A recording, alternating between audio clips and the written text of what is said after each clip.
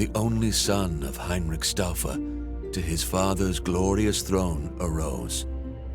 By Providence chosen, though only 16 years old, clever and strong, he was a king most bold.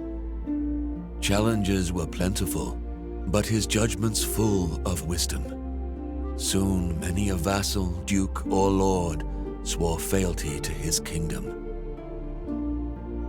Monarch Roger, a patron to the erudite and all the wise men, every scholar, no matter the faith, was welcomed to his realm. His deeds were glorious, his subjects loved him more and more, his dominion prospered like never before. Soon the rumors were spread from the east to the west about Roger, the ruler of Christians, by God himself blessed.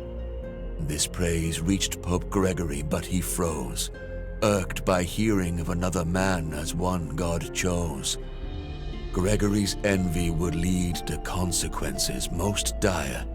No living soul could save Friedrich from his ire. With excommunication being his only other fate, Roger rode to Palestine on a crusade to save his state. Even with his most trusted knights, a dangerous proposition. Journey long, perilous and exhausting, a truly risky mission. Many a good man dead due to illness or fatigue. That was the true terror of the Pope's intrigue. One day a desert storm came, raged and refused to wane, threatening to end both their lives and the campaign.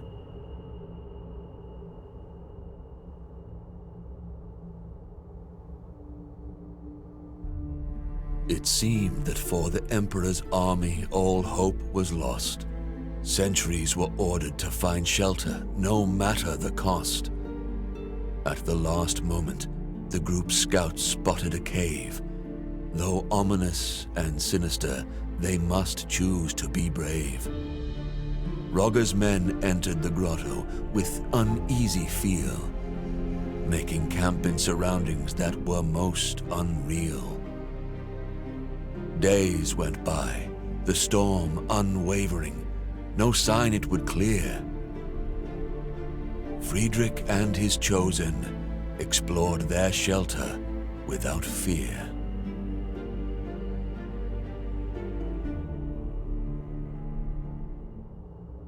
Delving deeper into their shelter, anything but small, dark passages lined by pillars receded to a large hall.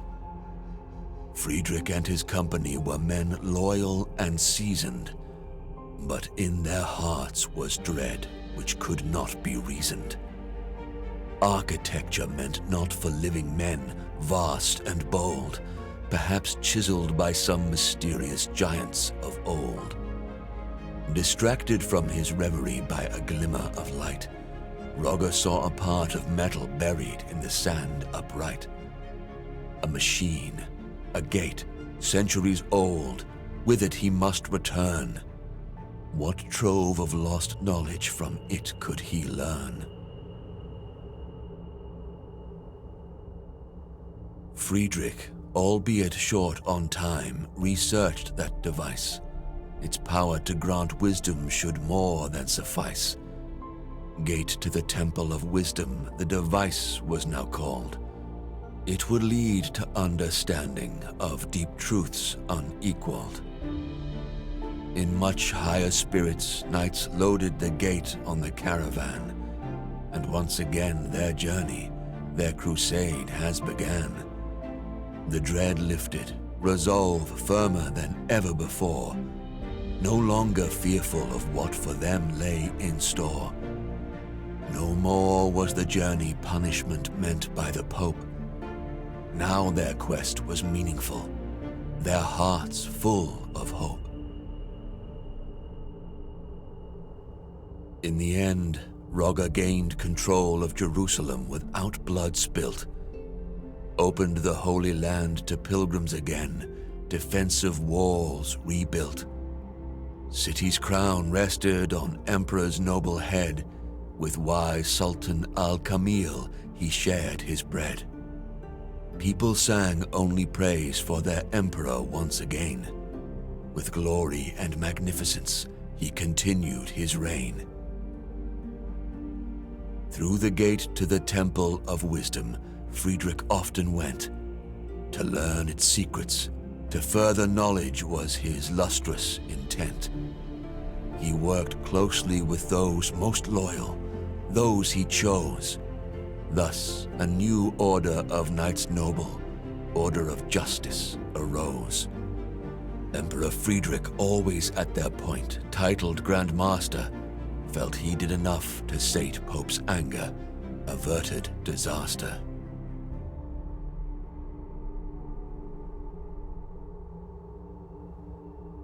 But to Gregory's ears were whispered rumors terrible, stories about a deal with the devil and lies unbearable, about how Rogger's order was built to conceal a devil's gift, and since the Pope believed it, it caused an irreparable rift. Not long before the Emperor was excommunicated, by all the people of faith, he was to be isolated. Residents of Jerusalem who just a year ago called him their savior, now cast him out, the Pope to blame for this behavior. The Emperor by this iniquity was aback taken. All the Pope's intrigues left him quite shaken.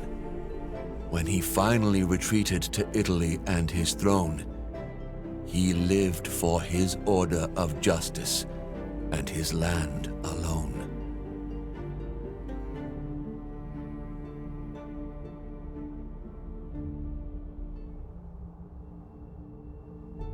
Rogger guarded the secrets.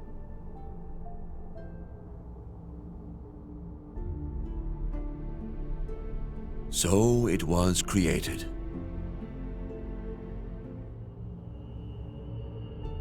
Rogger guarded the secrets of the order, for his enemies would not cease, wanted the gate more than secure, no longer believing in peace.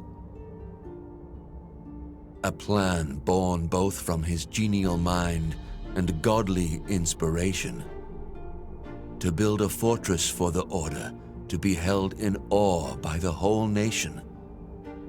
To the castle's construction, he devoted his life. 8 massive walls to survive any strife, 8 watchtowers with windows peering over the countryside, eternally guarded by 8 men most loyal and eagle-eyed. 8 sides to the courtyard for the men to meet and rest. In the middle of it all, an 8-sided podium protected best. On this podium, the gate to the Temple of Wisdom was erected. By all the knights, not to be worshipped, but to be respected.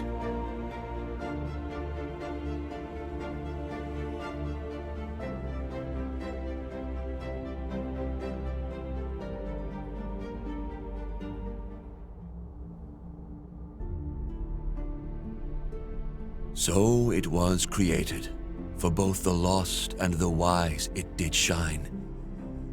Templum Justitia, the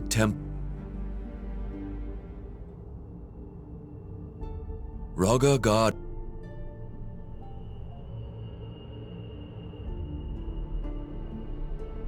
So it was created, for both.